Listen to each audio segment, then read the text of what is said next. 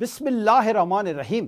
السلام علیکم ناظرین، میں ہوں جیم جمالی اور آپ دیکھ رہے ہیں ڈیجیٹل کے سب سے بڑے چینل نیوز پاکستان کا پروگرام اے ٹو زی۔ ناظرین، اہم خبر ہے کہ امریکی جریدے دا جیو پولیٹکس کی جانب سے کہا گیا ہے کہ ٹی ٹی پی افغانستان میں موجود امریکی ہتھیاروں سے پاکستان میں دہشت گردی کر رہی ہے۔ امریکی جریدے نے کہا ہے کہ ٹی ٹی پی یعنی فتنہ الخوارج پاکستانی فورسز اور شہریوں پر مسلسل حملے کر رہی ہے۔ ٹی ٹی پی نے کے پی میں دہشت گرد کارروائیاں اور پرتشدد حملے کیے۔ دا جیو پولیٹکس کا کہنا ہے کہ افغانستان میں موجود امریکی ہتھیاروں کی مالیت $7 ارب سے بھی زائد ہے۔ M4 M16 رائفلیں، night vision sites جیسے امریکی ہتھیار دہشت گردوں کی دسترس میں ہیں۔ امریکی جریدے نے کہا ہے کہ امریکی ہتھیار افغانستان کی بلیک مارکیٹ میں دہشت گرد نیٹ ورکس کو بیچے جا رہے ہیں۔ دوسری جانب سیکورٹی ذرائع کا کہنا ہے کہ پاکستان ثابت کر چکا ہے کہ افغانستان میں موجود دہشت گرد امریکی ہتھیاروں سے حملہ آور ہیں۔ جی ناظرین، پاک فوج کی 273ویں کور کمانڈر کانفرنس نے واضح کیا ہے کہ قومی یکجہتی، سلامتی، استحکام کے خلاف کوئی سازش برداشت نہیں کی جائے گی۔ اس موقع پر آرمی چیف اور chief of defence forces field marshal Syed Asim Munir نے کہا ہے کہ افواج پاکستان اور عوام کے درمیان خلیج پیدا کرنے کی اجازت ہرگز نہیں دی جائے گی۔ پاکستانی عوام کی ثابت قدم حمایت کے باعث ملک یقینی طور پر عزت و وقار کی طرف بڑھ رہا ہے۔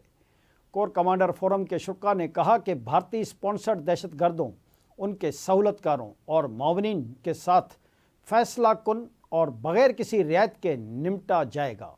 مسلح افواج اور پاکستانی عوام کے درمیان تفرقہ پیدا کرنے کی کسی کو ہرگز اجازت نہیں۔ فورم نے اپنے اندرونی و بیرونی سلامتی کی صورتحال کا جائزہ لیتے ہوئے ملک کو درپیش خطرات اور آپریشنل تیاریوں پر بھی زور دیا۔ فورم کے شرکاء نے کشمیر اور فلسطین کے عوام کے حق خود ارادیت کے عزم کا اعادہ اور غزہ میں بلا تعطل امداد کی فراہمی کا مطالبہ کیا۔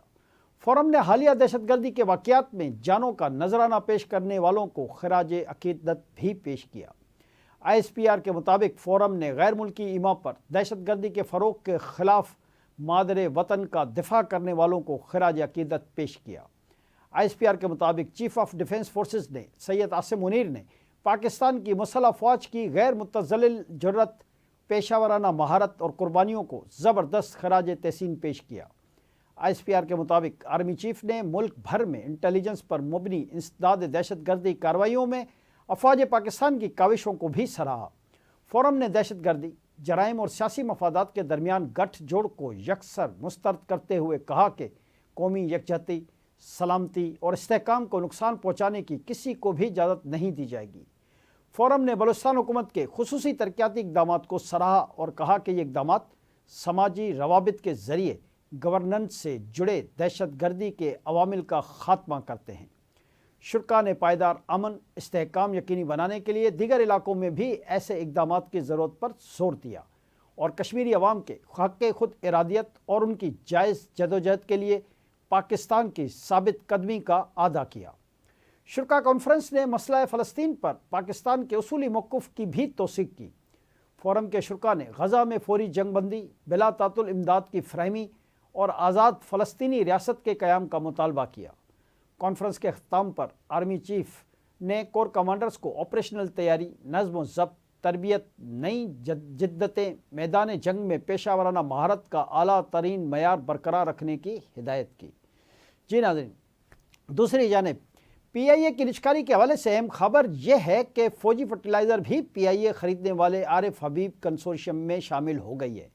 یاد رہے کہ فوجی فرٹیلائزر فوج کی کمپنی مانی جاتی ہے جو نیلامی کے پروسیس میں ایک بڈر تھی، لیکن اب یہ کمپنی عارف حبیب کنسورشیم کا حصہ بن چکی ہے اور قومی ایئر لائن کی نجکاری کے معاملے پر فوجی فرٹیلائزر کمپنی باضابطہ طور پر عارف حبیب کنسورشیم میں شامل ہو گئی۔ اس سلسلے میں جاری کردہ اعلامیہ کے مطابق یہ پارٹنرشپ ایئر لائن کی مالی مدد اور کارپوریٹ مہارت کا حصہ ہوگی۔ اعلامیہ کے مطابق کنسورشیم نے 135 ارب روپے کی سب سے زیادہ بولی سے قومی ایئر لائن کے 75% حصص حاصل کیے ہیں۔ اعلامیہ کے مطابق فوجی فرٹیلائزر عارف حبیب کنسورشیم کے ساتھ انتظامی ڈھانچے کا حصہ ہوگی۔ اعلامیہ کے مطابق زمینی آپریشنز اپ گریڈیشن پر پہلے سال 125 ارب روپے کی سرمایہ کاری بھی ہوگی۔ دوسری جانب چیئرمین عارف حبیب کا کہنا ہے کہ قومی ایئر لائن پہلے ہی 100% خریدنے میں دلچسپی تھی، یقیناً 25% بھی خریدنے کا ارادہ ہے۔ ہمارے پاس 90 دن کا وقت ہے۔ میڈیا سے گفتگو کرتے ہوئے چیئرمین عارف حبیب گروپ نے کہا کہ 75% شیئرز کی مدد میں حکومت کو 10 ارب روپے مل رہے ہیں، 25% کی مد میں حکومت کو 45 ارب روپے ملیں گے۔ عارف حبیب کا کہنا تھا کہ فوجی فرٹیلائزر بھی ہمارے کنسورشیم میں شامل ہو گیا ہے۔ پہلے مرحلے میں جہازوں کی تعداد 38 اور دوسرے مرحلے میں 64 تک کر جائیں گے۔ انہوں نے مزید کہا کہ قومی ایئر لائن پر 190 ارب روپے واجب ادا ہیں اور اثاثے 180 ارب روپے کے ہیں۔ جی ناظرین، ادھر 25 دسمبر کو قائد اعظم محمد علی جناح کا یوم پیدائش قومی یکجہتی کے جذبے کے تحت منایا جا رہا ہے۔ اس موقع پر وزیر اعظم شہباز شریف کا کہنا ہے کہ قائد اعظم کے سنہری اصول ایمان، اتحاد، تنظیم درخشاں قومی مستقبل کی ضمانت ہے۔ قائد اعظم محمد علی جناح کے یوم پیدائش پر وزیر اعظم شہباز شریف نے اپنے پیغام میں کہا کہ ہر سال قائد اعظم کا یوم پیدائش پوری قوم کے لیے تجدید عہد کا موقع بھی فراہم کرتا ہے۔ وزیر اعظم کا کہنا تھا کہ قائد اعظم نے بلا تفریق رنگ و نسل، مذہبی ہم آہنگی، معاشرتی رواداری اور انصاف جیسے رہنما اصول کا درس دیا۔ قائد اعظم کی سیاسی بصیرت نے قیام پاکستان اور مسلمانان بر صغیر کے سیاسی مستقبل میں فیصلہ کن کردار ادا کیا۔ انہوں نے کہا کہ قائد اعظم محمد علی جناح نے تاریخ کا دھارا موڑ کر مملکت خداداد کے قیام کو ممکن بنایا۔ قائد اعظم نے مسلمانوں کے لیے ایک آزاد خود مختار فلاحی ریاست کے عزم کے لیے بھرپور جدوجہد کی۔ وزیر اعظم کا مزید کہنا تھا کہ قائد اعظم محمد علی جناح نے نہ صرف سیاسی مخالفین کا مقابلہ کیا بلکہ سامراجی قوتوں کو شکست دی، جبکہ دوسری جانب آج دنیا بھر میں مسیحی برادری کرسمس منا رہی ہے۔ اس موقع پر وزیر اعظم شہباز شریف نے پاکستان میں موجود تمام مسیحی برادری کے افراد کو کرسمس کی مبارکباد پیش کی اور اس حوالے سے وزیر اعظم ہاؤس میں باقاعدہ ایک تقریب کا بھی انعقاد کیا گیا۔ آج کے لیے اتنا ہی۔ اگلے پروگرام تک کے لیے اپنے میزبان جی ایم جمالی کو اجازت دیجیے۔ اللہ حافظ۔